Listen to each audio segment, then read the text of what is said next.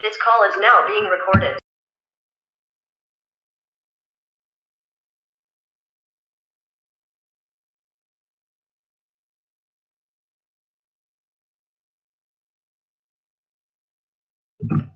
O Raimundo já pode iniciar, viu? Pronto, Pedro, muito obrigado. Boa tarde a todos aqui presentes. Com essa satisfação que eu estou aqui. Agradeço o convite da Escola José Corrêa Lima, em nome do grupo gestor, principalmente em nome do meu grande amigo Pedro. A Escola José Corrêa Lima tem comigo um vínculo muito forte, né? Eu estive presente, estudei por mais de 10 anos, e é sempre muito honroso participar de qualquer momento aqui nesta escola. Como sabemos, hoje nós temos um momento muito breve aqui, e eu vou então tentar dar uma explanada em relação ao que a gente vai ver sobre sobre física, e consequentemente vocês vão ver que química pode puxar alguma coisa, porque nós temos reações termoquímicas, biologia pode ter alguma coisa a ver, e essa interdisciplinaridade também ela é sempre levada muito na mente, certo? Eu vou só compartilhar aqui minha tela só um instantinho.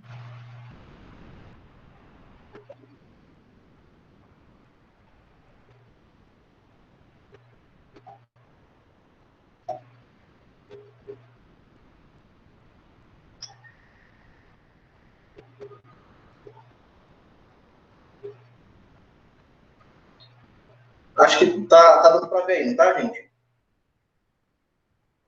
Tá ok, Raimundo. Pronto. Gostaria de ter um pouco mais de tempo para a gente fazer um acesso um pouco mais minucioso. Mas vamos aqui passar sobre alguns dos principais conceitos que nós temos de física e que são abordados, né? Pedro, inclusive, lançou recentemente aí os top 6 dos conteúdos que mais caem em física. E entre eles nós temos a eletrodinâmica, que, por definição, se a gente for pela epistemologia da palavra, nós sabemos que eletro vem de eletricidade, dinâmica vem de movimento.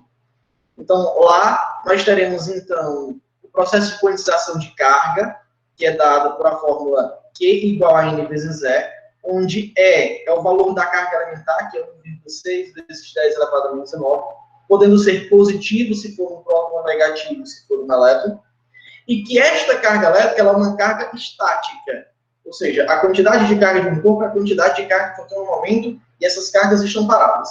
Quando estas cargas elas se locomovem numa razão de tempo qualquer, nós temos uma corrente elétrica, que já entra, então, no nosso segundo conceito. A corrente elétrica, representada pela letra I, ela vai ser caracterizada e quantizada por carga sobre o tempo. A energia elétrica, que, inclusive, nós já temos mais de 10 questões sobre energia elétrica também, a energia elétrica nada mais é do que a potência vezes o tempo. Então, no final do mês, o que você paga na sua casa é a potência de todos os eletroeletrônicos da sua casa por o tempo no qual você utiliza eles. Então, é por isso que você paga em watts-hora. Watts, a unidade de potência, e hora, na unidade de tempo. Tem gente que confunde, então, energia elétrica com potência consumida. Pode até ser. Entretanto, a potência, fisicamente estudando, ela está relacionada com a capacidade de realizar trabalho, independentemente disso. E você, então, pode ter, então, 3 formas, que na verdade são uma só, são a derivação da mesma forma, para se calcular a potência de um resistor. A potência elétrica ela pode ser dada por R vezes I ao quadrado, U ao quadrado sobre R, ou R vezes U. Então, fica ao critério de cada um aí. Já que a gente estava falando sobre corrente elétrica, muitas vezes as pessoas tendem a não entender o que é a diferença de potencial. A diferença de potencial é a força física que vai empurrar a corrente elétrica. A corrente elétrica ela tem um sentido, ideal e real. Geralmente sai do polo negativo e vai para o polo positivo. Como isso ocorre? O que é que faz isso? É uma diferença, da mesma forma que eu tenho uma diferença de potencial gravitacional para que as coisas caiam, eu tenho que ter uma diferença de potencial elétrica para que as cargas se movam. Certo? Dando uma adiantada aí, porque a gente está com o tempo bem reduzido, nós vamos para a acústica. A acústica ela é um tema na física relacionada a ondas, né? Ela faz parte do ondulatório, mas muito especificamente a onda sonora. Então é interessante a gente saber que a acústica está relacionada com som. Então, a onda sonora, de um modo bem simples, ela é uma onda mecânica. Por definição, onda mecânica é aquela que precisa de um meio material para se propagar, que pode ser ar, água, um material sólido, não importa. E a gente, então, tem que ter as características da onda sonora. Ela é uma onda longitudinal, tridimensional, se propaga nas três dimensões, e ela é perceptível pela audição humana. Existem ondas sonoras que não são perceptíveis pela audição humana. A velocidade de propagação do som, né, desse tipo de onda, ele vai depender do meio, e quanto mais denso o meio, mais rápido ele se propaga. Então, a velocidade de propagação, por exemplo, de um trilho de trem, ele é bem mais rápido do que, por exemplo, o som produzido ao ar. Então, se você quiser saber se um trem está vindo, não aconselho ninguém a fazer isso, mas antigamente as pessoas, ao escutarem, colocavam o ouvido no trilho do trem, porque tinham uma percepção mais rápida e conseguiam também captar ondas mais distantes. O som, ele tem uma reflexão, ela é uma onda que pode ser refletida. No ondulatório a gente vai já explanar sobre isso, que é quando ela vai de um meio e retorna para o mesmo meio. E isso pode causar, entre outras coisas, o reforço, ou seja, ampliar o tom de voz, ou ampliar o som, perdão, a equalização, ou seja, ter uma repetição do último tema, e a reverberação, que está relacionada com a quebra de estímulo sonoro. Uma onda vai interferir destrutivamente com a outra. E a gente, então, tem características do som, né, que são o timbre, a intensidade e a altura, ou tom. Então, muitas vezes as pessoas entendem errado. O volume, muita gente pensa que é o tom, é a altura. Não, o volume está relacionado com a intensidade. A altura ou tonalidade é com a frequência. Um som alto significa que ele é agudo, um som baixo quer dizer que ele é grave. E o timbre, ele está relacionado, então, com a distinção de uma mesma onda. Eu posso dar uma nota dó com violão ou uma nota dó no piano. Os dois têm o mesmo tipo de onda, os dois provocam o mesmo tipo de onda, têm a mesma frequência, mas com tonalidades diferentes. A calorimetria, obviamente, sugestivamente pelo nome, metria, medida, calor, né, sugestivamente temperatura. Então, antes de mais nada, né, só que a gente está falando isso, espero que todos vocês consigam distinguir que existem vários tipos de calor. Então, calor, né, inicialmente falando, energia térmica em trânsito. Então, ao esfriar uma coisa, também é calor. Negativo mais é calor. E os tipos de calor, os mais comuns estudados são o específico e latente e sensível. Então, antes de explicar cada um deles, é necessário que a gente entenda o seguinte: o calor específico ele é relacionado à matéria. Então, toda matéria ele tem uma propriedade chamada calor específico. Por exemplo, comumente no mesmo dia, você, a borda de uma piscina ela está muito quente, enquanto a água se encontra muito fria, ambas estão expostas ao mesmo ambiente, à mesma temperatura solar, né? À mesma temperatura ambiente, à mesma radiação. Isso ocorre porque o calor específico da água é muito maior do que o calor específico, por exemplo, da borda, da pedra que compõe a borda da piscina. O calor sensível ele está relacionado apenas a uma mudança de temperatura, e o calor latente está relacionado a uma mudança de estado físico. Então, o calor latente, por exemplo, ele relaciona a quantidade de calor necessária para que você transforme um sólido num líquido. Enquanto um calor sensível apenas transforma em um sólido, com determinada temperatura, um sólido um pouco mais quente. Nós temos a capacidade térmica. O que é a capacidade térmica? É a quantidade de calor necessária para você alterar 1 grau em uma determinada substância. Para entendermos melhor, é mais fácil eu esquentar 1 litro de água do que 10 litros de água, porque a capacidade térmica de 1 litro de água é menor. Então, a capacidade térmica nada mais é, né, do que o calor específico para a quantidade de matéria. Assim como todos os outros princípios que a gente tem, a calorimetria ela está relacionada com a máquina térmica, a criação da máquina, a primeira máquina fazer a transição da manufatura para a maquinofatura foi uma máquina térmica, onde transformavam calor em trabalho. Se eu tenho trabalho, eu tenho potência. Então, potência, ela também está relacionada aí. A gente, provavelmente, até no final, aí, se alguém tiver dúvida, a gente pode explanar sobre isso. E nós temos o calorímetro, né, que faz a calorimetria, a medida de temperatura, feito por um objeto adiabático, onde não há troca de calor com meio. Tem um termômetro e duas saídas de ar, certo? A gente vai ver que existe a transmissão de calor por 3 modos: convecção, radiação e contato, né? Vai depender do tipo de meio e as isolações desse tipo de transmissão de calor, então convertem os modos adiabáticos. Como foi citado anteriormente, né? Se eu fosse me aprofundar aqui para a gente ver todos os temas da física, seria algo bem complicado. Por exemplo, em óptica, eu divido a óptica em 2 grandes ramos: a física e a geométrica. Suponhamos que eu escolha uma, a geométrica. A geométrica eu vou estudar espelhos e lentes. Vamos supor que eu escolha espelhos. Aí tem os esféricos e os planos. Vamos supor que eu escolha os esféricos, os côncavos e os convexos. Para não me aprofundar tanto, eu estou nos temas mais gerais. Então, como eu citei anteriormente, a ondulatória, a acústica é um dos ramos da ondulatória. Entretanto, a ondulatória em si também cai muito. Gosto de lembrar sempre que o Enem, ele geralmente, na área de ciências da natureza, ele pega questões conceituais dos assuntos aí estudados, entretanto, que fazem parte do nosso dia a dia.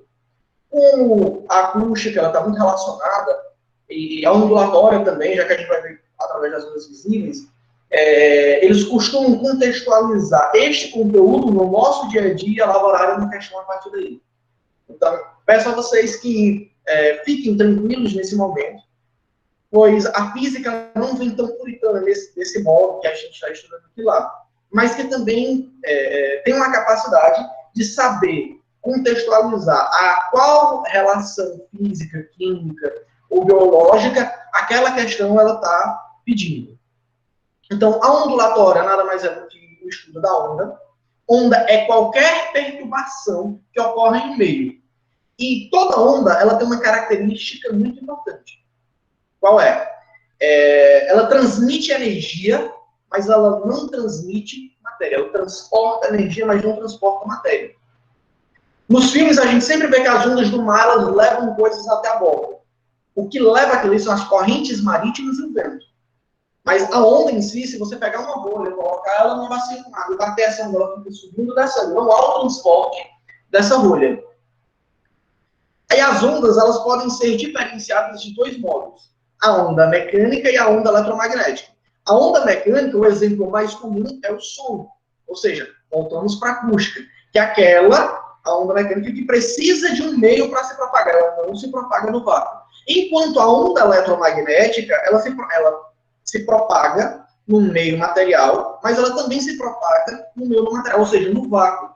E é por isso, por exemplo, que vocês estão conseguindo me ver nesse momento, porque uma onda eletromagnética, que é a internet, ela está sendo transmitida para vocês. Tem um satélite localizado lá em cima que faz todo esse processo de reflexão de onda, de processamento, e ela consegue fazer isso. O exemplo mais comum da onda eletromagnética é a luz visível, a luz que a gente vê.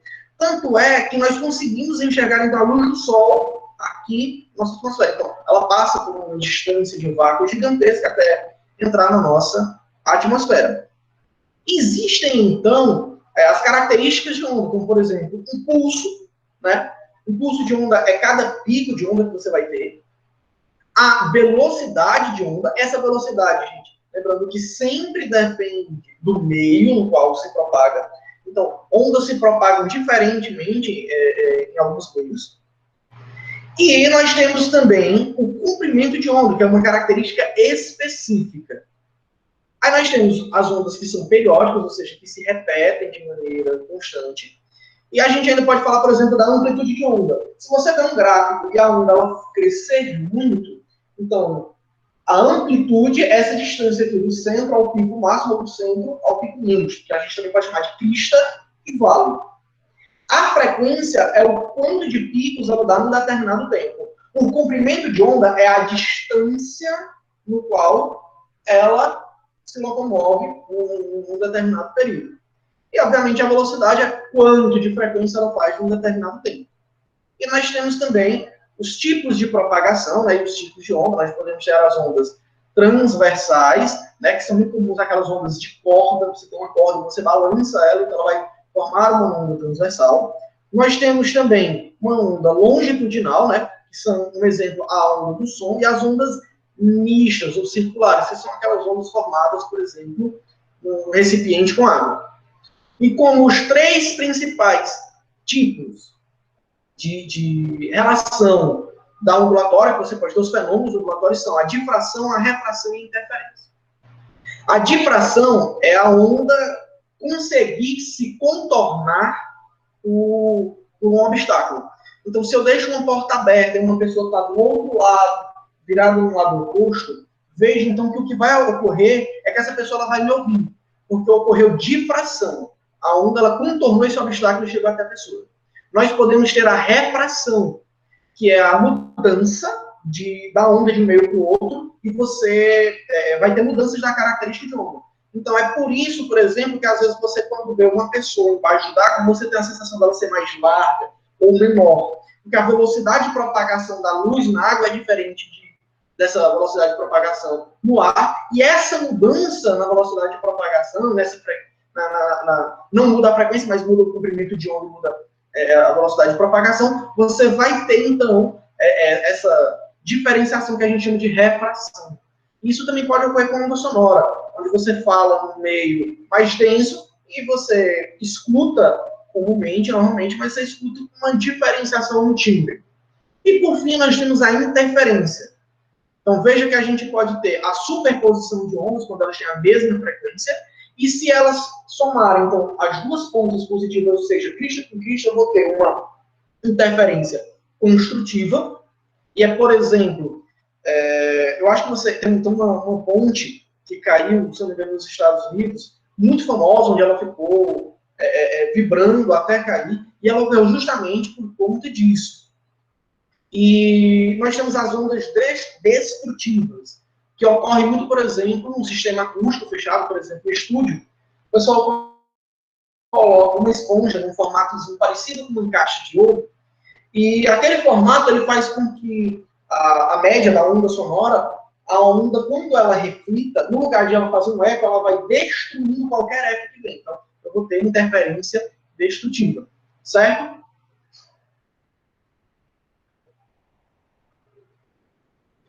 Como a gente já viu, trabalho e energia estão muito relacionados.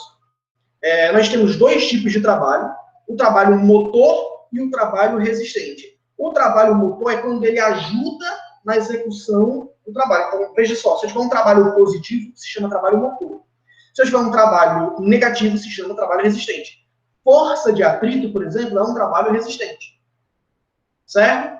O gráfico do trabalho, geralmente, ele está relacionado com força, né, vezes distância, e é o meio dele aí, né, a gente vai ter o trabalho. O trabalho pode ser representado por a letra tal ou por um W, e geralmente a gente tem como fórmula principal do trabalho força vezes o deslocamento vezes o cosseno do ângulo. Então, o que vai mudar é porque se a força for perpendicular, esse cosseno do ângulo ele é zero, então não há trabalho.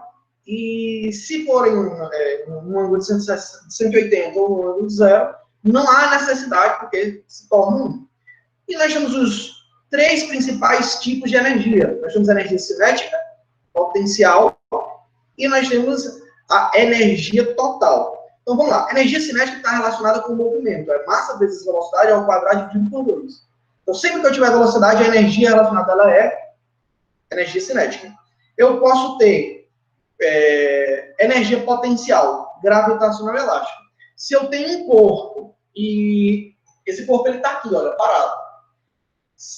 Suponhamos que eu tenho uma mosca aqui embaixo. Esse celular ele tem a capacidade, ele tem o potencial de matar uma mosca. Entretanto, ele está preso aqui. Ele tem um potencial gravitacional, mas ele não exerceu. Da mesma modo, eu posso ter um elástico e esticar ele e ficar preso aqui. Se eu soltar, ele tem um potencial de me machucar, um potencial elástico. Entretanto, ainda não ocorreu. Então, as fórmulas, né, para cada um deles estão situados aí, um está relacionado com a deformação elástica, a outra está relacionada com a gravidade, e a soma das duas, né, se você somar, então, energia potencial com energia cinética, você tem energia total. Uma coisa que é interessante saber é que a variação da energia cinética de um corpo é igual ao trabalho. Então, o trabalho é igual à variação da energia cinética. E, por fim, eu quero dizer que vocês não tenham medo, né? Ciências da natureza é considerado, então, o grande bicho-papão do Enem, mas, na verdade, não é. O número de questões é pouco, geralmente são questões bem contextualizadas. Então, todo o esforço de vocês vai valer a pena. Não tenham medo, acreditem em si próprio e deem o seu melhor. No mais, eu fico à disposição do gestor. Agradeço mais uma vez o momento e espero que todos vocês façam uma boa prova.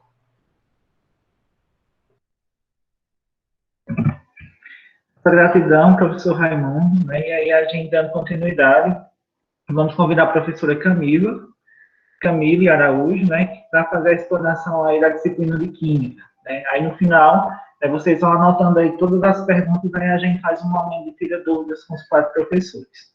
Seja bem-vinda, professora Camille. Boa tarde a todos. Primeiramente, queria agradecer o convite, né, de vocês aí de Base Alegre e também da coordenadora Raqueline por participar desse momento tão importante. Já foi falado, né, da importância e da dificuldade que os alunos têm, principalmente nessa área de ciências da natureza no Enem, né? E aí a gente trouxe alguns temas, eu vou espelhar aqui a minha tela e vamos dar início, né?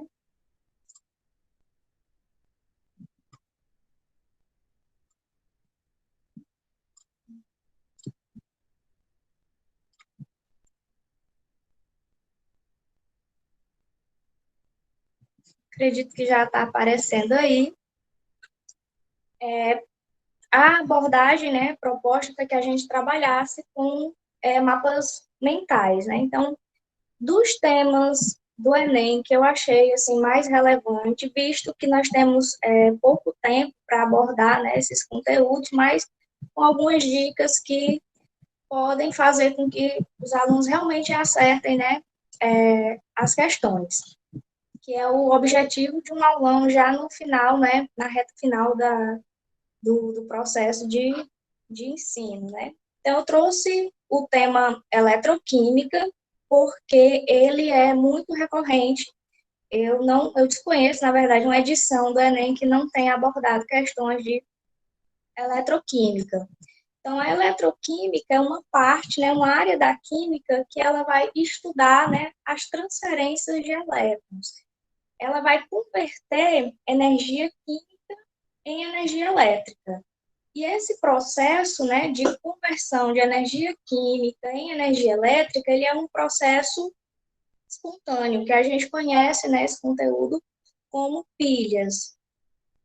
Enem passado, tivemos questões, inclusive eu trouxe uma questão para comentar rapidinho, e caso caia questões semelhantes, que é o que eu aposto que vai acontecer, vocês não vão, né, deixar de acertar essa questão.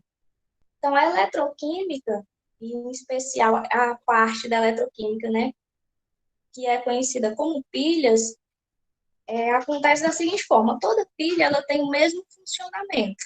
Então, imagine aqui esse desenhozinho que vocês estão vendo aí, com 2 cubas eletroquímicas, que são esses copinhos, né?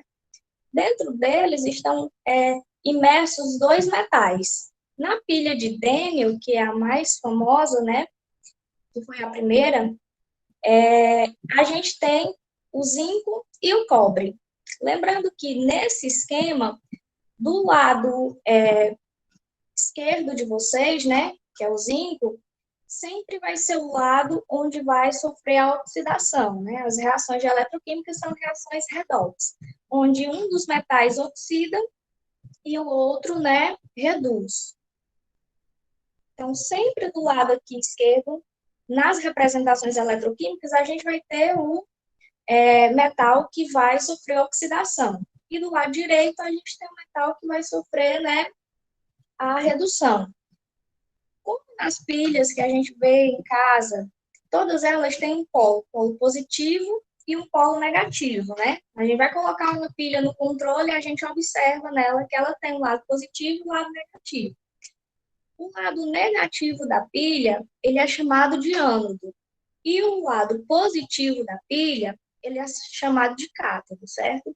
Então, o ânodo é quem doa, né, os elétrons. E o cátodo é quem recebe os elétrons. Então, a pilha ela funciona dessa forma.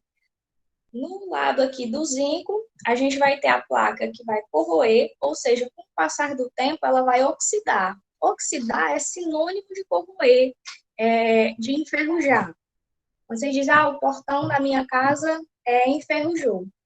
O que aconteceu com esse portão foi que ele sofreu, né, oxidação. Então, ele vai corroer, vai perder uns pedacinhos, né?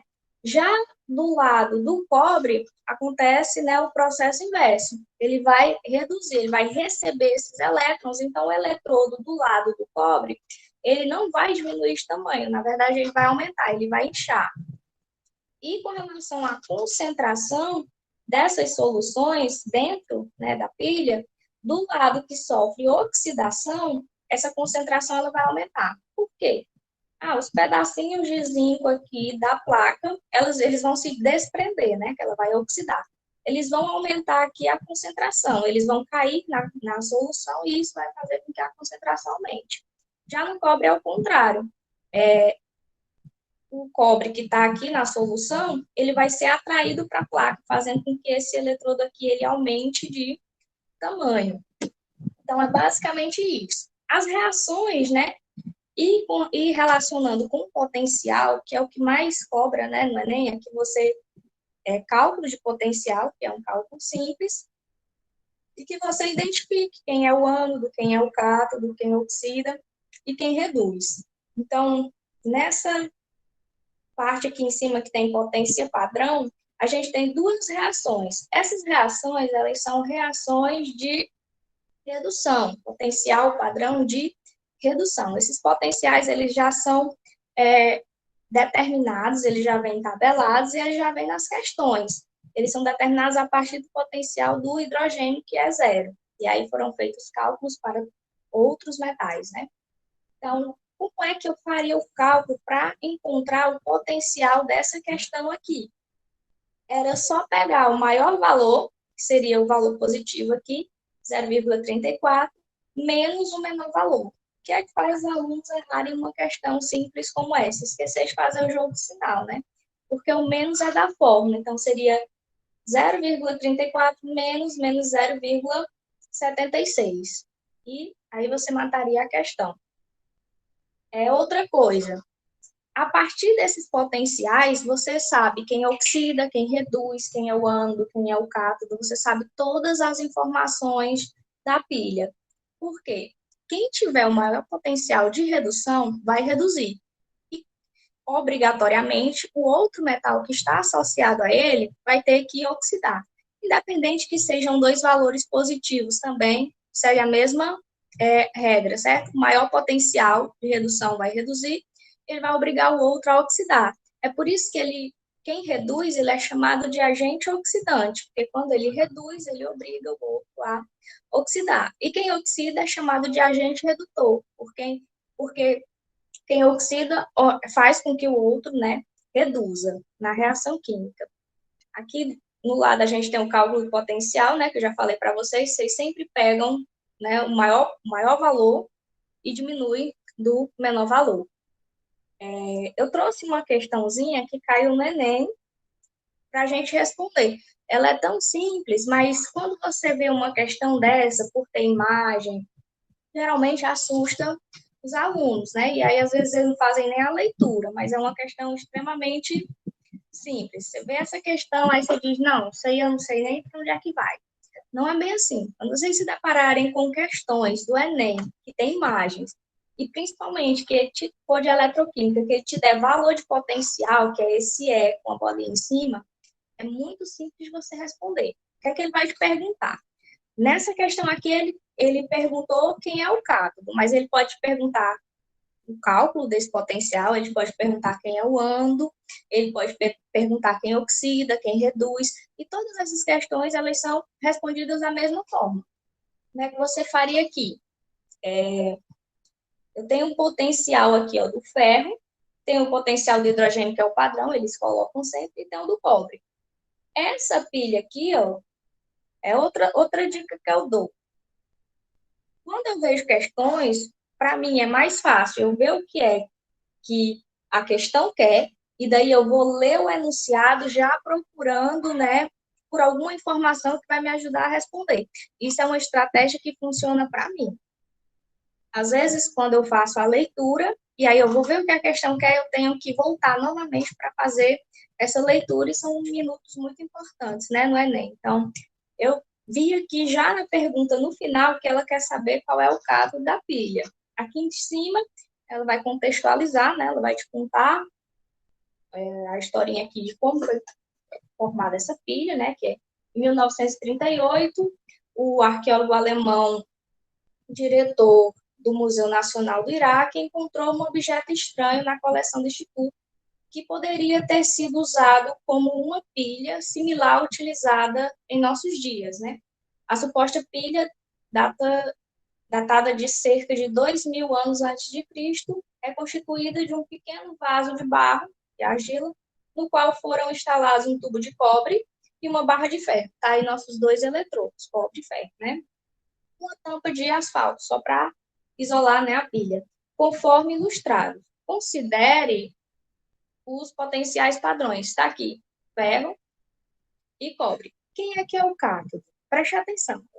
Sempre, sempre. Quem oxida é o ânodo, certo? E quem reduz é o cátodo. Como é que eu vou saber quem oxida e quem reduz? Eu não preciso fazer cálculo nenhum para responder essa questão. Eu tenho os valores dos potenciais. O maior potencial de redução vai reduzir. Então, quem vai reduzir vai ser o cobre. Então, se o cobre reduz, ele é o cátodo. Muito simples essa questão. O que mais poderia cair em uma questão como essa? Ele poderia perguntar o oposto, ele poderia perguntar quem é o ânodo. Então, seria quem tem o menor potencial de redução. Ele poderia perguntar quem oxida. Quem oxida? Quem tem o menor potencial de redução.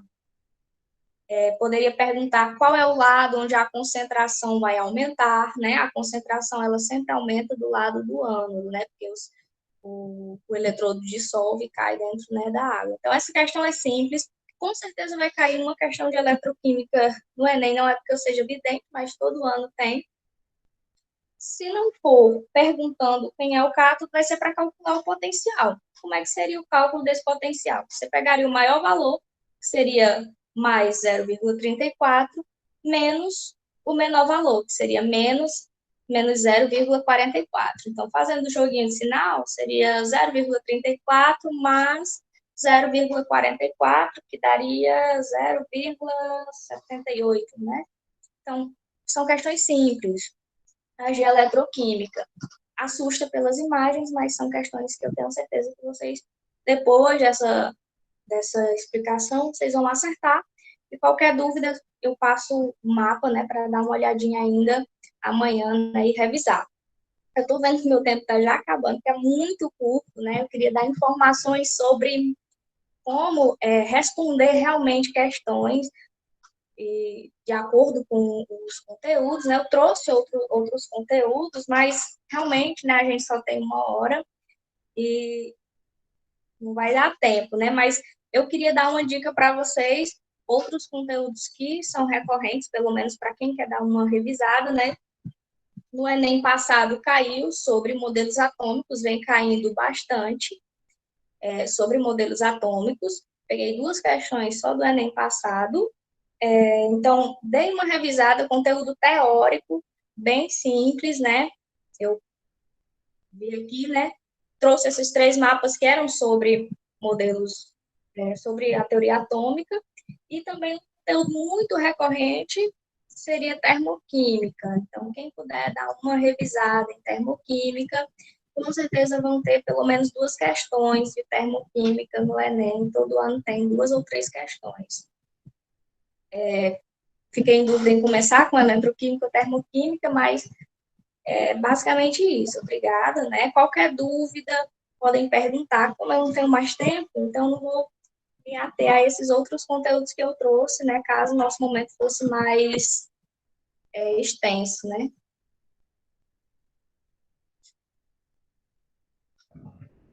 Muito obrigado, professora Camille. Você ainda ficou com 2 minutos aí de sala, mas no final, se os meninos tiverem alguma dúvida, ou se quiser expor mais alguma coisa, certo? Aí a gente realiza. Viu? Muito obrigado, excelente a explanação. E aí eu gostaria de convidar a professora Patrícia, professora de matemática, para também, né, expor aí o que ela preparou. Seja bem-vinda, professora. Boa tarde, obrigada pelo convite. Eu agradeço, né, o convite pelas duas escolas, em especial pela coordenadora Raqueline, que também fez o convite pessoalmente. E aí, Camila, você pode tirar a apresentação, por favor? Tá certo, mas eu estou tentando aqui. Meu computador está um pouco, mas é rapidinho aqui.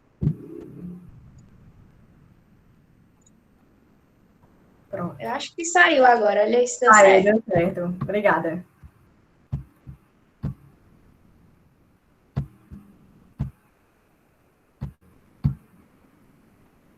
Pronto, né? Então, boa tarde a todos, né? E aí, os temas que eu trouxe, né, para a nossa aula, como é uma aula bem rápida, de 15 minutos, eu trouxe inicialmente o conteúdo de equação de segundo grau e, posteriormente, um pouco de função, partindo mais para a função quadrática, né? Por que eu trouxe a equação de segundo grau para tratar da função quadrática? Porque ambas, elas têm uma relação muito íntima, né? Na verdade, todos os alunos, eles começam a ver equações no ensino fundamental, equação do primeiro grau e equação de segundo grau, e posteriormente, né, no ensino médio, eles acabam vendo função afim e função quadrática, que são funções oriundas desses conteúdos, né? A função afim, ela é oriunda, né, da equação do primeiro grau, e a função quadrática é oriunda da da equação do segundo grau. Então, a equação de segundo grau, né, ela é dada por ax ao quadrado mais bx mais c igual a zero. Essa equação de segundo grau, ela é determinada por esses coeficientes e o termo independente. Como é que eu posso identificar uma equação de segundo grau? Porque justamente, né, ela é dada por coeficiente, o primeiro termo, ela é dada por um incógnita ao quadrado. O outro coeficiente, ele é dado por um termo, né, por uma incógnita elevada a 1, mais um termo independente, que é um termo que a gente chama de dependente, pois justamente não está relacionado a nenhuma incógnita, né, um valor x, certo? E dentro da equação de segundo grau, né, para a gente conseguir encontrar os valores de x', x duas linhas, os tão famosos x', x duas linhas, né, que também são raízes, chamadas raízes, a gente encontra através das fórmulas de delta e da fórmula de Bhaskara. Aqui, como vocês podem ver, né, a gente tem a fusão das duas fórmulas juntas, né, que a gente chama de Bhaskara, né, a função de Bhaskara, a fórmula de Bhaskara. Dentro da minha raiz, ela aparece justamente, né, a fórmula de delta. Então, delta é dada como, né, b ao quadrado menos 4ac, e Bhaskara é dada por menos b, mais ou menos a raiz de delta, que também é esse valor, né, sobre 2a. Ah, Patrícia, como é que eu posso fazer? Eu posso utilizar isso aqui, eu posso fazer separadamente. Todas as duas dão o mesmo resultado, não tem diferença nenhuma, né? Contanto que você analise como a questão está pedindo. Se a questão está pedindo que você apresente apenas o valor de delta, você não precisa utilizar, né, todo o valor de Bhaskara para apresentar o valor de delta, certo? Dentro da função, e aí a gente parte um pouco para especificar o que seria função, né? E aqui a gente tem vários exemplos de que não é função, né? Mas aí eu vou me ater, como o tempo é muito rápido, eu vou me ater justamente ao que seria função. Então, função, né, ela é determinada quando o domínio, todos os valores do domínio, eles se relacionam com o contradomínio. Então, nenhum valor do domínio, ele pode ficar sem estar relacionado com algum valor do contradomínio. E o interessante é que a gente precisa analisar também, né, que cada valor desse, cada valor do contradomínio, deve estar associado, né, a diferentes valores do domínio. Como assim, Patrícia? Vamos analisar aqui essa primeira situação aqui, Isso aqui não se caracteriza como uma função, por quê? Porque o elemento B, ele está associado a dois valores do contradomínio, e aí a gente não pode determinar isso como uma função, certo? Como você pode analisar aqui, cada elemento, apesar de estarem ligados a um único valor do contradomínio, cada elemento está ligado a um valor aqui. e um valor também para cada elemento desse, ok? Nessa outra situação, da mesma forma, né, ó, por que aqui eu chamo de que é uma função, eu determino que isso é uma função? Nenhum valor está sobrando no meu domínio, certo? E cada um está interligado ao meu contradomínio.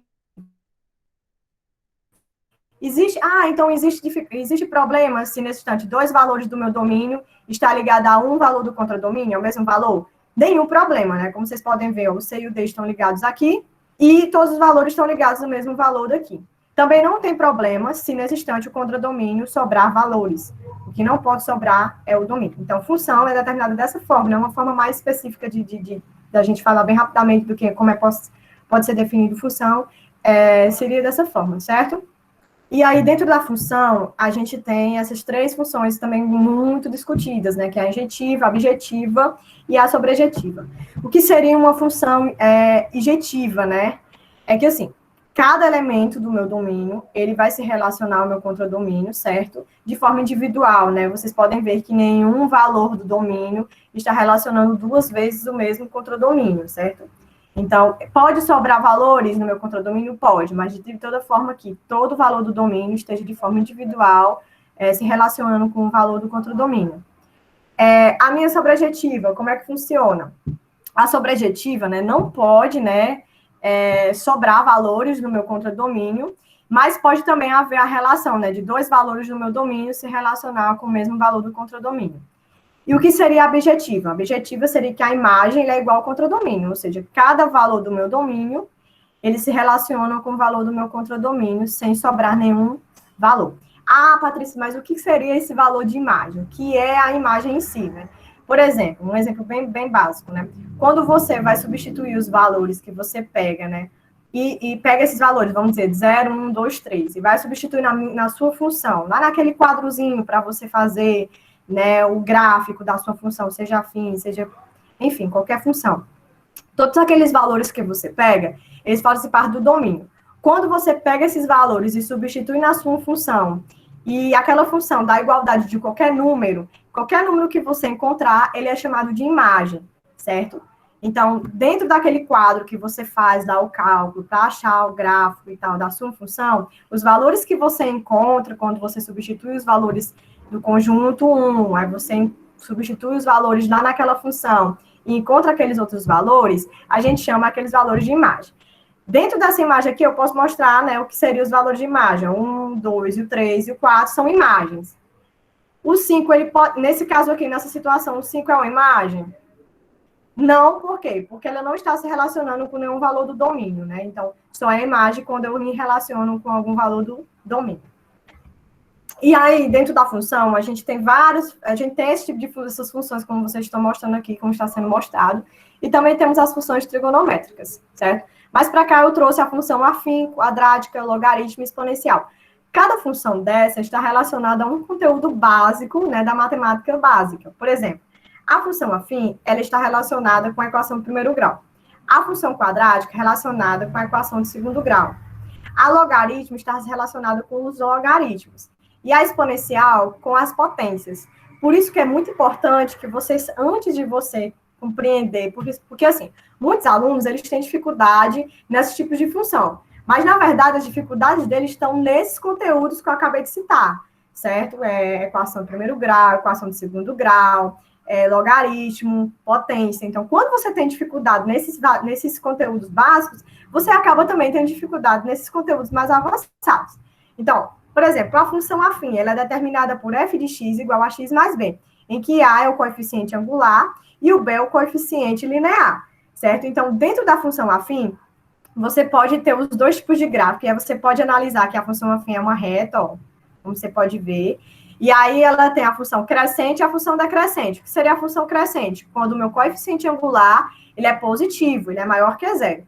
E decrescente, quando o meu coeficiente angular é menor que zero, ele é negativo. Na função quadrática, que é o que eu vou trazer mais especificamente, né, ele é dado por f de x igual a x ao quadrado mais bx mais c. E aí ela é determinada também porque o x em 1O está ao quadrado. Por isso que a gente chama de função quadrática, certo? E aí, eu vou explicar já mais detalhadamente ela. Vamos para a logaritma, né? A função logaritma, né, ela vem oriunda justamente dos logaritmos, certo? E ela é determinada por f de x, logaritmo de x na base b. E também ela pode ser classificada, né, como crescente quando o seu coeficiente, quando sua base é maior que 1, e decrescente quando ele está de 0 a 1. A função exponencial, ela é oriunda das potências. E aí, por que eu tenho tanta certeza disso? Porque quando você analisa aqui, ó, f de x igual a elevado a x é uma potência. Por exemplo, f de x igual a 3 elevado a x é uma função exponencial. F de x igual a 3 elevado a 2 é uma função exponencial e também uma potência, porque 3 elevado a 2 é 3 vezes 3, que vai dar 9. Então, sempre com essa correlação. Também pode ser classificado como crescente e decrescente os seus gráficos, certo?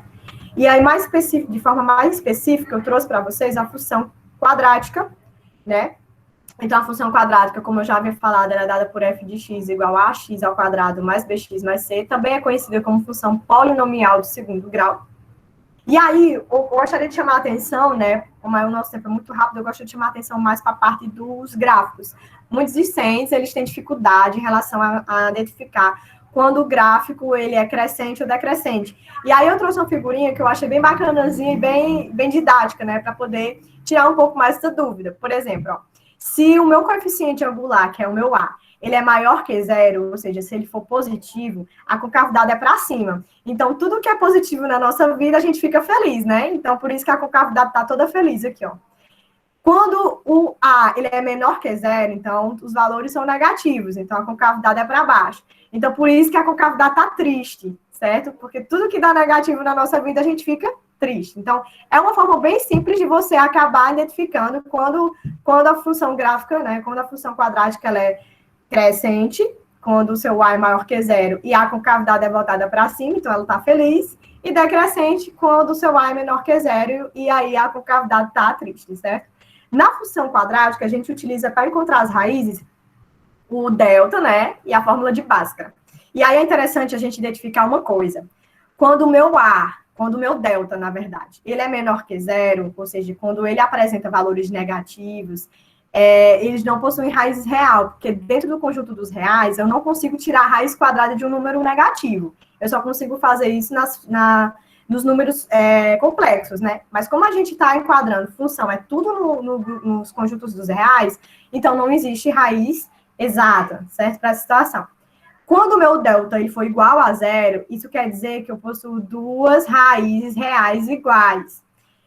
E quando meu delta for maior que 0, então eu possuo duas raízes reais distintas, certo? Esse caso aqui do delta igual a 0, eu vou chamar mais a atenção para isso, por conta da questão que eu vou resolver agora. Por que quando o meu delta for igual a 0, dá duas raízes reais iguais? Por exemplo, quando você está resolvendo lá, se você lembrar um pouquinho de como você estava resolvendo a função de segundo grau, ou a equação do segundo grau, que chegou no momento que o delta ele é igual a 0, e aí você substitui no Bhaskara, no valor de Bhaskara, você acaba achando só um x linha. Às vezes você nem faz o x duas linhas. Por quê? Porque vai ser o mesmo valor, certo? Porque o seu delta é 0. Então, por exemplo, lá no finalzinho você vai ficar mais ou menos assim, x igual a 3 mais ou menos 0 sobre 2.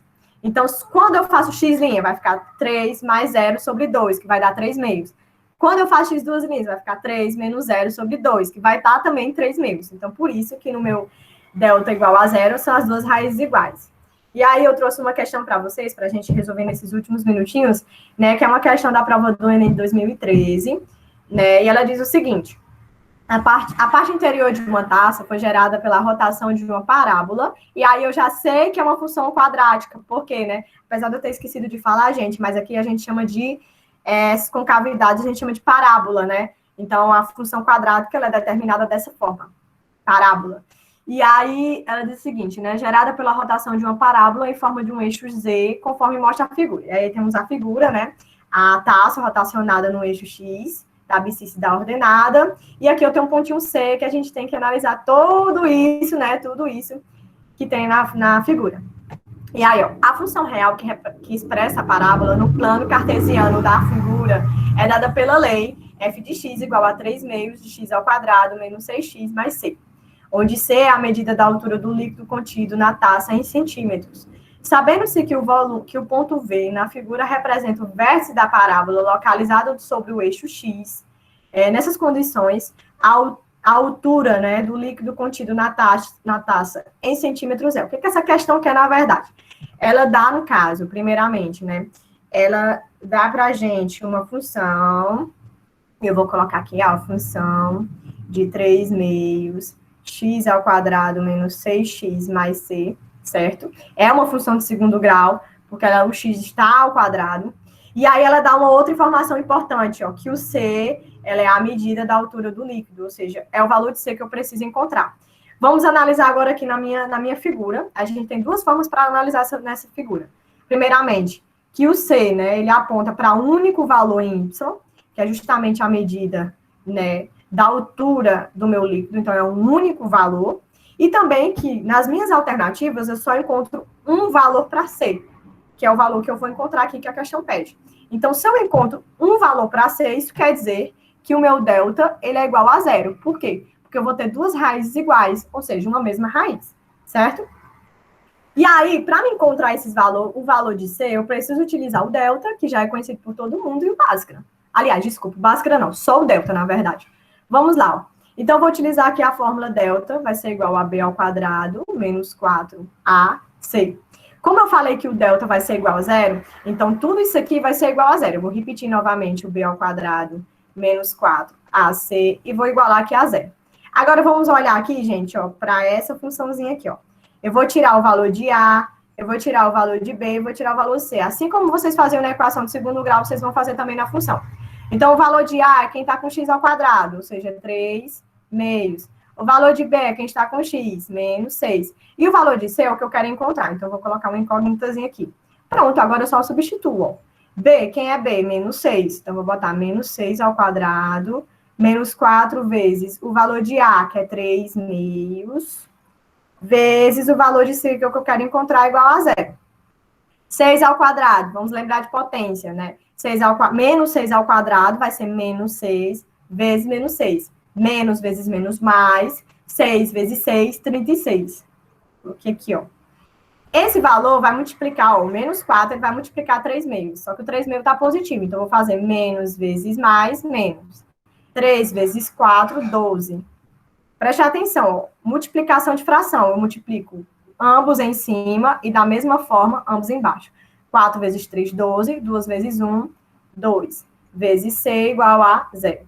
Então, 36 menos 12 dividido por 2 vai dar 6, vezes c igual a 0. Olha que interessante. Isso aqui é uma equação de primeiro grau, né, que também não é estranho para ninguém. Como? O que eu vou fazer? Eu vou passar, né, os valores que não estão com incógnita para o outro lado, por sinal invertido. Então, ó, menos 6c, eu vou repetir. O 36, ele está positivo, então eu vou passar ele negativo. A gente sabe pela regra, né, que os valores com a incógnita não pode permanecer negativo. Então, a gente multiplica por menos 1. Isso aqui vira positivo, e isso aqui também vira positivo. O c está multiplicando c, então eu vou passar ele dividindo. 36 dividido por 6. Então, o C vai ser igual a 6. Pronto. O valor, né? O valor justamente da altura do líquido é 6. A letra E. Tá vendo como é uma questão simples?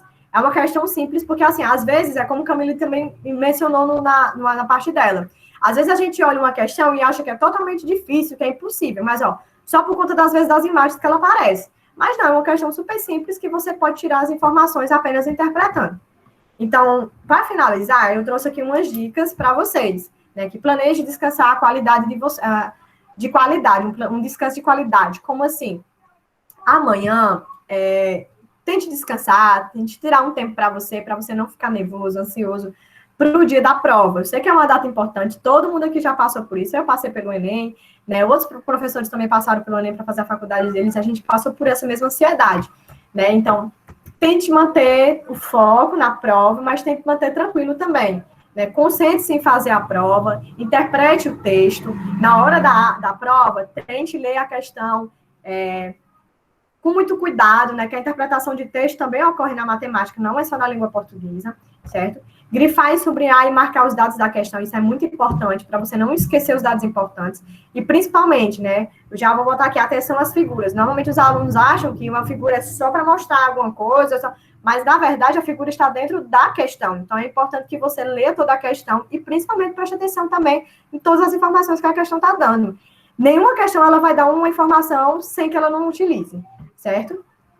Raciocinar é sempre o melhor caminho, sempre, se possível, simplificar as contas, né, e manter esse calmo na prova. E outra coisa, uma dica, né, quando você entrar na prova, quando você começar a fazer a prova de matemática, né, tente encontrar inicialmente questões que você domine, de conteúdos que você domine. Ah, Patrícia, eu domino matemática financeira, então, começa por matemática financeira, procura uma questão de matemática financeira, de probabilidade, algo que você domine mais. E aí, faça umas questões mais simples e vá depois aumentando o grau, tá? Obrigada pela atenção de vocês e pelo convite.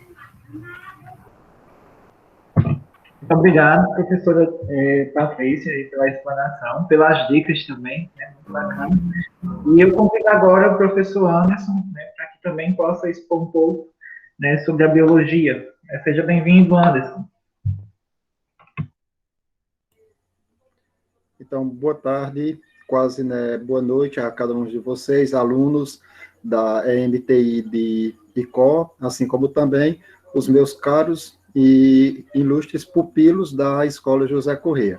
Né? Então, a gente fica muito feliz em poder, neste momento, abrir as portas para que vocês possam ter essas dicas através desse time tão espetacular de professores que passaram pelo aqui, a qual eu quero já, assim como gestor da Escola José Corrêa, agradecer prontamente ao sim que vocês fizeram. Quando o Pedro, né, combinou comigo e que falou, eu estou aqui para sempre apoiar todas essas iniciativas que visam a viabilizar o melhor para os nossos alunos, assim como também para todos aqueles que desejam e que querem assim crescer.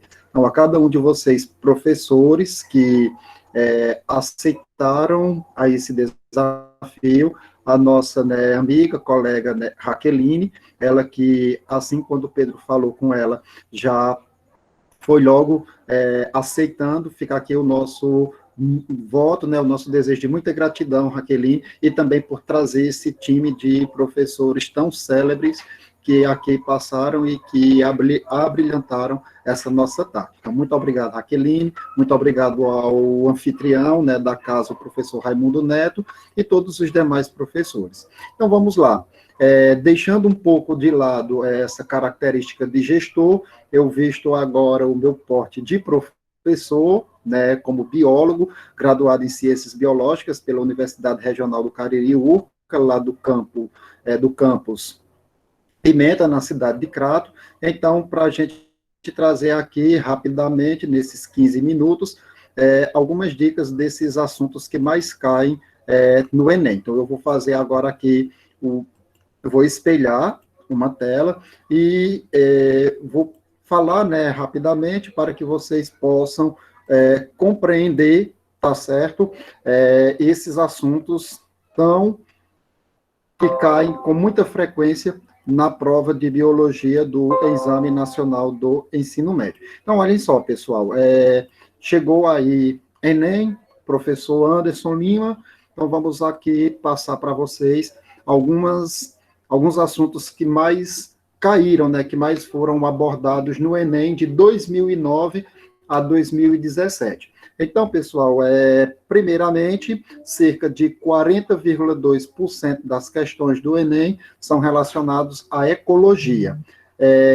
Nós temos, com 12,5% das questões, desde 2009 a 2017, são questões que abordaram histologia, anatomia e fisiologia animal. Já a gente vai rapidamente pincelar alguns desses tópicos. Aí tá só para que vocês possam ver a média das questões que caíram no Enem nesse período que está expresso para vocês aí acima. Então, nós tivemos 11,7% das questões de citologia e metabolismo celular, 8% das questões foram de biotecnologia, microbiologia e parasitologia, 7,4% das questões, genética molecular e mendeliana, 6,6%, biologia evolutiva, 6,3%, bioquímica celular, 4,3%, e embriologia e reprodução, 3,1%. Então, pessoal, falando para vocês, ecologia é o top da biologia. As questões que mais caem, tanto ecologia como também programa de saúde. E, principalmente, nesse ano atípico que nós podemos dizer que ainda estamos vivendo, de 2020, que é em virtude dessa pandemia do coronavírus, esperem aí muitas questões relacionadas a doenças, né? Principalmente a doenças virais, também as pandemias que aconteceram nos últimos séculos. Então, para que vocês, alunos, pudessem estar dando uma olhada, uma revisada e vendo quais foram essas pandemias que assolaram a humanidade ao longo, né, dos últimos séculos, incluindo essa a qual nós estamos vivendo historicamente, que é a pandemia do coronavírus. Então, vamos lá.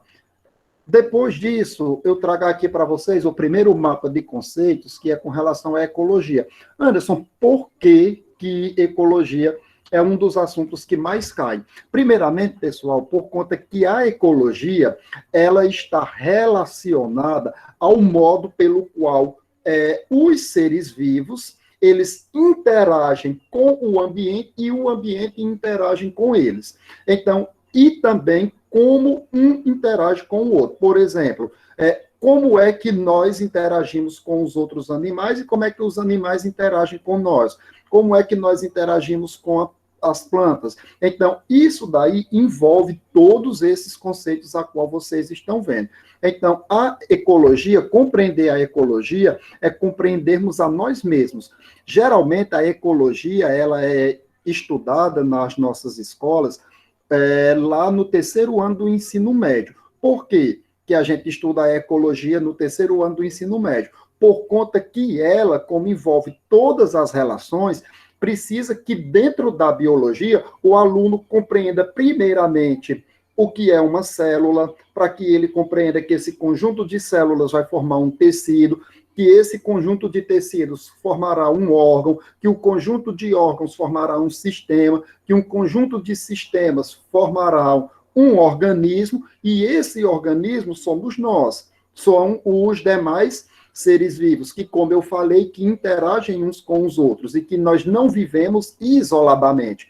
Por isso que precisa se compreender primeiro o funcionamento do indivíduo, para que depois compreenda o local em que esse indivíduo está inserido.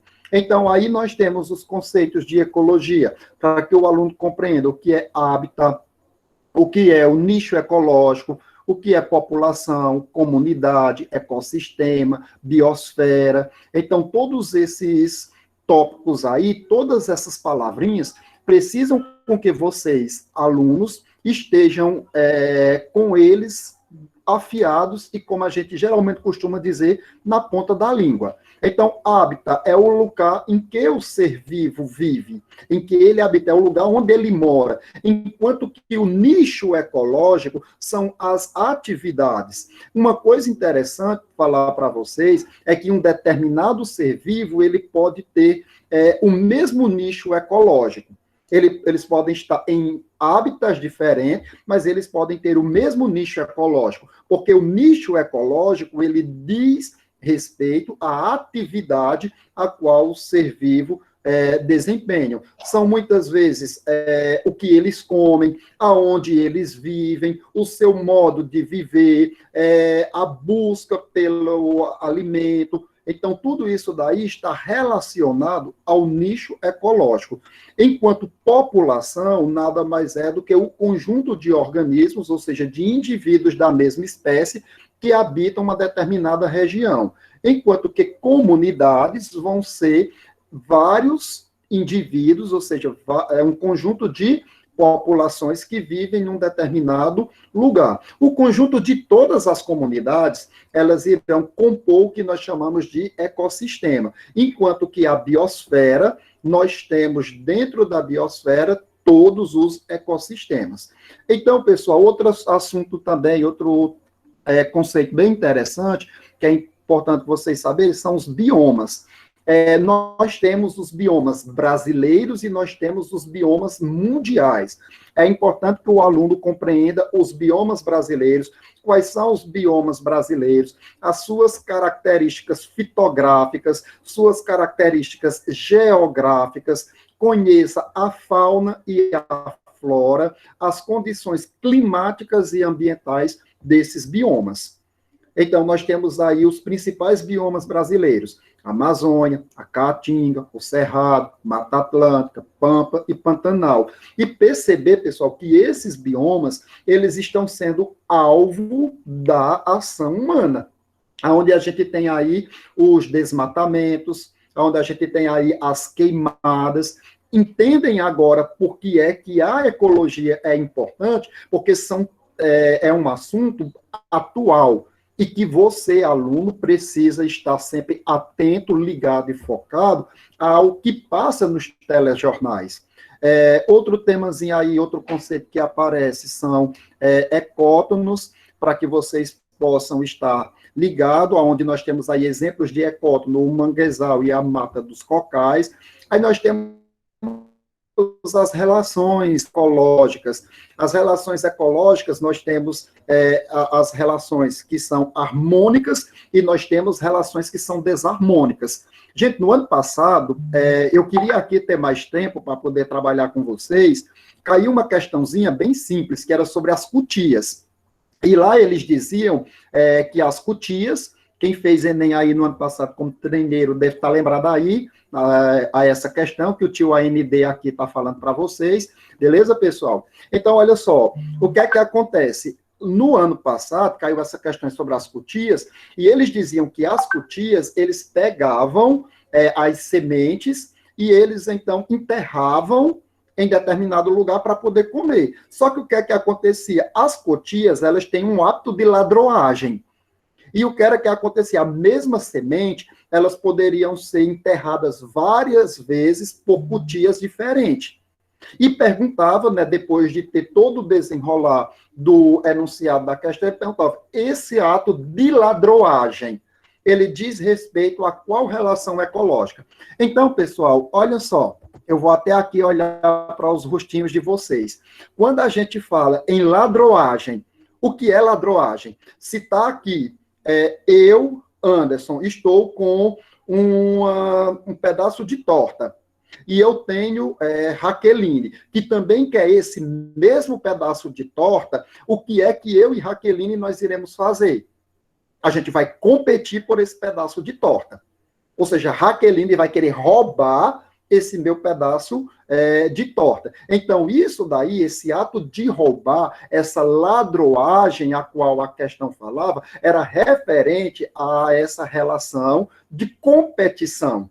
Então, está vendo que não precisava o aluno saber de muita coisa, ele só precisava entender essas relações ecológicas. E aí nós temos, então, várias relações ecológicas. Então, nós temos competição, nós vamos ter mutualismo, nós vamos ter relações como parasita, predação. Então, todas essas relações ecológicas, os alunos, né, precisam estarem aí atentos. Aí nós temos também questão de teias e cadeias alimentares, questão do fluxo de energia nos ecossistemas, que esse fluxo de energia, ele é unidirecional. Outra coisa, as cadeias alimentares, elas não podem ser muito extensas.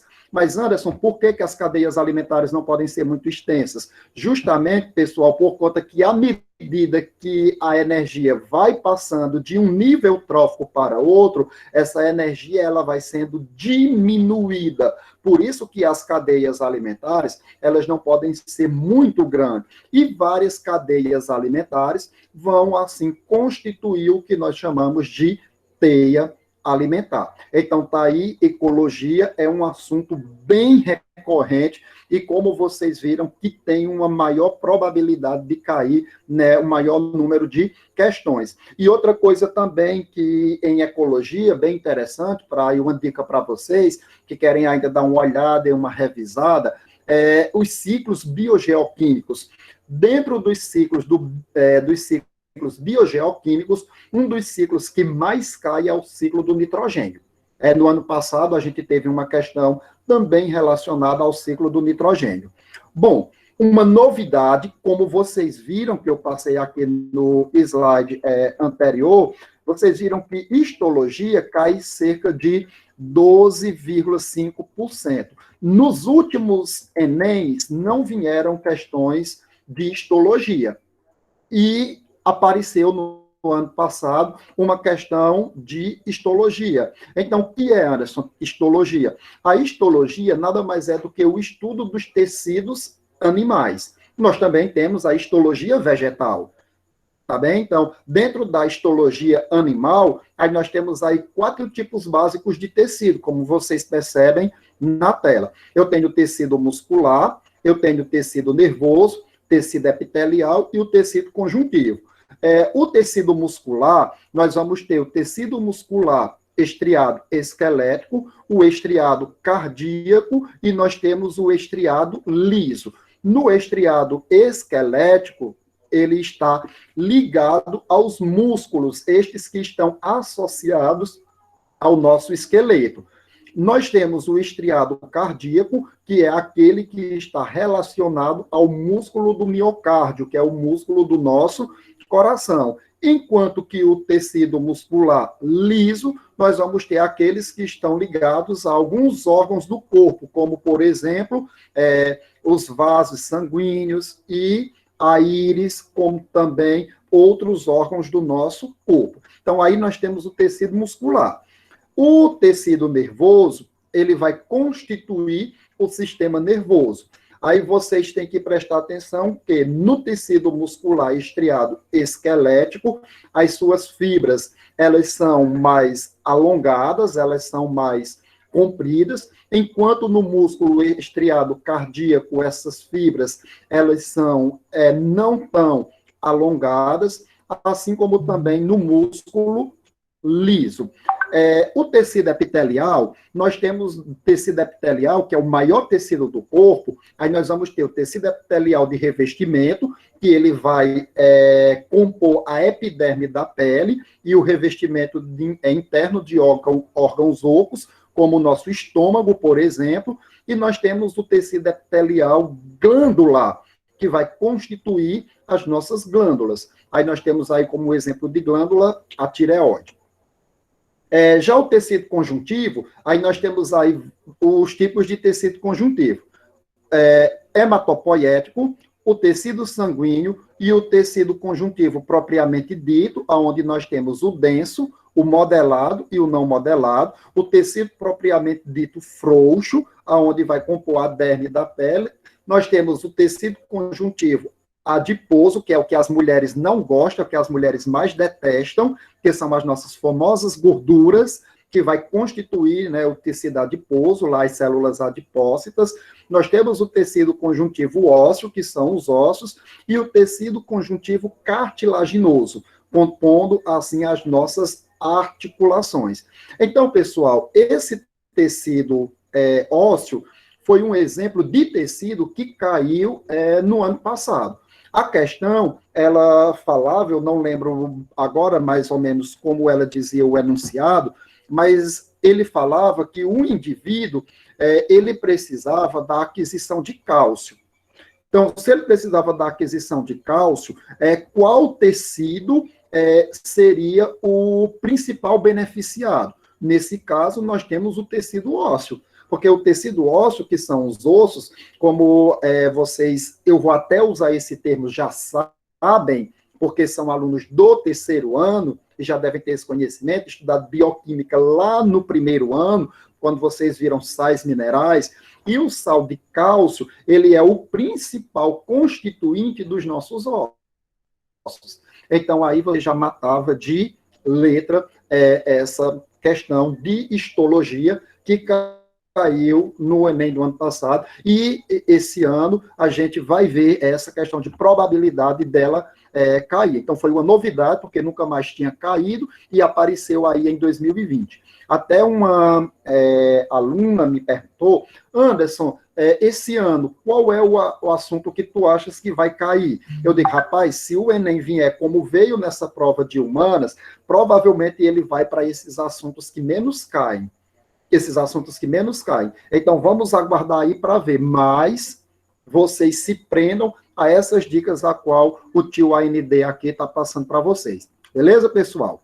Então, olha só, outro assunto que também pode cair aí na prova do Enem, e ultimamente não tinha caído e possa ser que apareça, é justamente citologia. Na citologia, o aluno ele precisa saber o que é citologia, que é o estudo da célula. Aí nós temos células que são procariontes e nós temos células que são eucariontes. Geralmente, quando nós falamos em células procariontes e eucariontes, aí o professor de biologia ensina lá para o aluno. Células procariontes são aquelas que não têm núcleo, e células eucariontes são aquelas que têm núcleo. Errado. É errado. Toda célula, ela tem um núcleo. Toda célula, ela tem um núcleo. O que é o núcleo celular? É o seu material genético, é o seu componente genético. A célula procarionte, ela tem um núcleo, porque ela vai ser constituída ou por DNA ou por RNA. Então, ela vai ser constituída, vai ter o seu material genético. Resultado disso, o que é que vai acontecer? Nós temos um núcleo na célula procarionte que não é delimitado por membrana nuclear chamada de carioteca, enquanto que na célula eucarionte nós vamos ter essa membrana nuclear que vai separar o que tem dentro do núcleo do que está fora. Então nós temos aí a classificação das células. As células vegetais, é importante que vocês também saibam a diferença de uma célula vegetal para uma animal. Por exemplo, na célula vegetal nós temos cloroplasto, celulose e amido. Enquanto que nas células animais nós vamos ter centríolos, lisossomos e glicogênio. Né? Então, nos animais, a nossa reserva energética é o glicogênio. Enquanto que nos vegetais, a reserva energética é o amido. Quando a pessoa, o indivíduo, ele passa um longo período em jejum, o seu organismo ele começa a metabolizar glicogênio. No que ele começa a metabolizar glicogênio, então você ainda tem aquele suporte, suporte energético ainda por um período de tempo. Então nós temos isso como reserva energética, esse glicogênio. Bom, os componentes da célula. Aí nós temos o citoplasma, o núcleo, a membrana plasmática, o citoesqueleto, o glicocálice, o modelo de mosaico fluido, o livre movimento da membrana. Também já vi questões do Enem falando dessa fluidez da membrana, que é esse modelo de mosaico fluido, e as organelas celulares, que são responsáveis pela atividade celular. Então, imagina aí, algo 1000 vezes, 10.000 vezes menor do que o pingo do i que tu colocas de lápis na ponta na tua folhinha. Então, imagina aí algo 10.000 vezes menor do que esse pingo do i. E tudo dentro dele vocês podem encontrar, dentro essa célula. Isso daí é uma célula, que é um orgânico que só pode ser visto com o apoio, né, o auxílio do microscópio. Aí nós vamos ter dentro dela os ribossomos, retículo endoplasmático, que pode ser liso e rugoso, complexo de Golgi, lisossomos, mitocôndrias, cloroplastos, centríolos e peroxissomos. E cada uma dessas organelas aí, elas vão desempenhar uma função. E essas funções vocês podem ver que estão especificadas abaixo de cada organela de forma bem sintetizada. Tá certo, pessoal? Bom, outro assunto que também é bastante recorrente na biologia, no Enem, é biotecnologia. Pessoal, biotecnologia é fantástico. Aonde você conhecer a importância da biotecnologia, aonde você saber a questão das fermentações industriais, indústria de análise, produção de fármacos, indústria alimentícia, uso de micro-organismos na agricultura, produção de vacinas. Gente, olha aí, você saber aí, produção de vacina. O que é uma vacina, o que é um soro, o que são anticorpos e antígenos, tudo isso daí vocês precisam ter que estar com esses conceitos afiados na mente de vocês nesse domingo. Também nós temos o melhoramento genético, células-tronco não diferenciadas, células-troncos embrionárias, nós temos células-troncos que são totipotentes e pluripotentes, as células-troncos adultas, que elas são limitadas, eletroforese, que é a técnica utilizada para comparar o DNA de indivíduos diferentes, é através dessa técnica aí da eletroforese, a qual os geneticistas, eles podem, então, fazer a comparação do DNA e saber se um indivíduo é filho, por exemplo, de outro. Então, é através dessa técnica aí que são feitos os famosos exames de DNA. A técnica também do PCR, que é a relação em cadeia de polimerase, que geralmente isso é feito em tubos de ensaio, multiplica genes de interesse para ser utilizado em favor do benefício humano. A técnica da clonagem humana, para você saber como é feito um clone humano, onde a gente precisa retirar o óvulo de um indivíduo, aquele óvulo que foi retirado, retira-se o núcleo, pega então uma outra célula de um outro indivíduo e implanta esse núcleo dentro desse óvulo, por exemplo, que foi retirado, e esse óvulo que foi fecundado dessa forma a qual eu estou falando, é implantado num terceiro indivíduo, que este indivíduo será o portador, aonde vai a gente chamar de barriga de aluguel. Então, tudo isso daí é relacionado à técnica de clonagem. Nós temos também a técnica do DNA recombinante e a técnica de enzimas de restrição. No DNA recombinante, nós vamos ter parte de um DNA que vai ser inserida em outro DNA. Nós temos aqui, nesse caso, também como exemplo, o plasmídio, que é uma bactéria, e também vetor de clonagem, que pode, assim, estar contribuindo para que esse processo aconteça. E aí, nas enzimas de restrição, nós vamos ter a clivagem do DNA em uma sequência específica e também tesoura, porque elas vão cortar trechos específicos de interesse do nosso DNA. Vou assim falar nosso, mas pode ser, então, de qualquer um outro. Bom, pessoal, outro assunto também aí bastante recorrente dentro da nossa biologia é parasitologia. Gente, parasitologia, eu vou aí dizer uma coisa para vocês, anotem aí, viu, para não esquecer, as doenças que mais caem de parasitologia, nós temos em primeiro lugar, dengue. Em segundo lugar, nós vamos ter a esquistossomose. E terceiro lugar, nós vamos ter a doença de Chagas. Vocês não precisam se preocupar com os sintomas dessa doença. Sabe com que é que vocês vão ter que se preocupar? Com questões relacionadas à profilaxia. Poxa, Anderson, que palavrão foi esse que tu falou, cara? Aí, gente, algo bem simples. Olha aí, profilaxia nada mais é do que a prevenção. Quais são os métodos a qual pode prevenir essas doenças. E uma dica bem importante, né, que a professora falou desse instante para vocês, agora eu esqueci, né, o nome da professora de matemática. Gente, o Enem ele foi feito para quem acerta as questões fáceis. Leiam as questões e procurem resolver imediatamente aquelas questões fáceis. E não vão se preocupar com questões difíceis, porque muitas vezes o aluno, ele sabe que a dengue, ela é causada, né, por um vírus. Esse vírus, ele vai ser transmitido pelo mosquito Aedes aegypti. Então, às vezes o aluno sabe o nome do mosquito Aedes aegypti, mas ele não sabe uma medida profilática para a dengue, que é, por exemplo, evitar água parada. Às vezes o aluno sabe que a doença de Chagas, ele é causado por um parasita, chamado, então, de...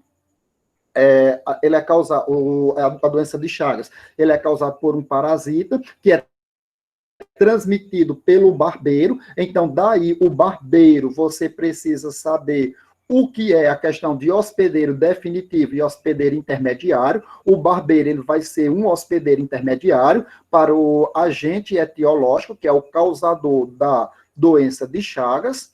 Então, o aluno sabe tudo isso daí, mas ele não sabe que uma medida profilática de você combater a doença de sangue, a doença de Chagas, pode ser, por exemplo, evitar transfusões de sangue com pessoas contaminadas. Então, uma forma de você prevenir é sempre nos bancos de doação de sangue, fazendo a identificação, né, o teste, para saber se aquele indivíduo que está doando, ele não tem, por exemplo, doença de Chagas. Ou então, o uso de inseticidas, que vai combater justamente o hospedeiro intermediário, que vai ser o barbeiro. Então, são esses detalhes aí que o aluno precisa estar atento. A esquistossomose, ou também chamada de barriga d'água. Aí o aluno sabe que a esquistossomose, ele vai ter como agente etiológico um platelminto. Aí esse platelminto que vai, então, causar esquistossomose, o aluno sabe de tudo isso, mas ele não sabe que uma medida profilática para combater a esquistossomose seria, por exemplo, evitar andar de pé descalço. Evitar de estar, por exemplo, em ambientes com água parada, onde a gente tem como hospedeiro intermediário o caramujo, que é conhecido também como a doença do caramujo. Então, pessoal, são essas dicas que eu trago para que vocês possam ficar atentos na resolução das questões.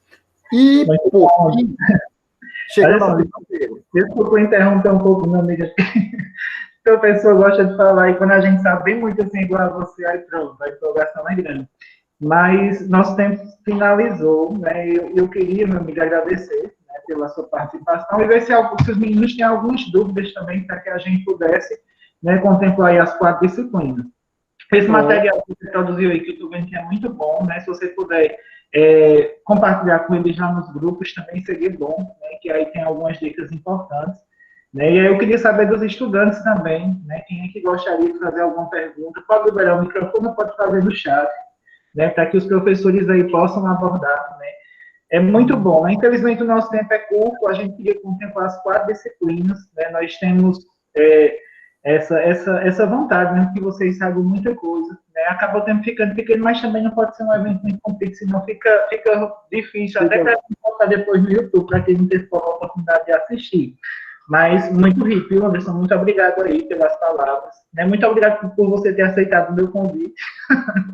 E agradecer aos outros professores também. Né? Eu gostaria de saber se algum aluno gostaria de fazer alguma pergunta. Né? Eu não vi nenhuma pergunta no chat. Eu sempre costumo perguntar, eu costumo agradecer aí em nome do Grêmio Estudantil, né? Se ele puder liberar o microfone aí e fazer alguma pergunta, alguma indagação, né? Pelo tempo desse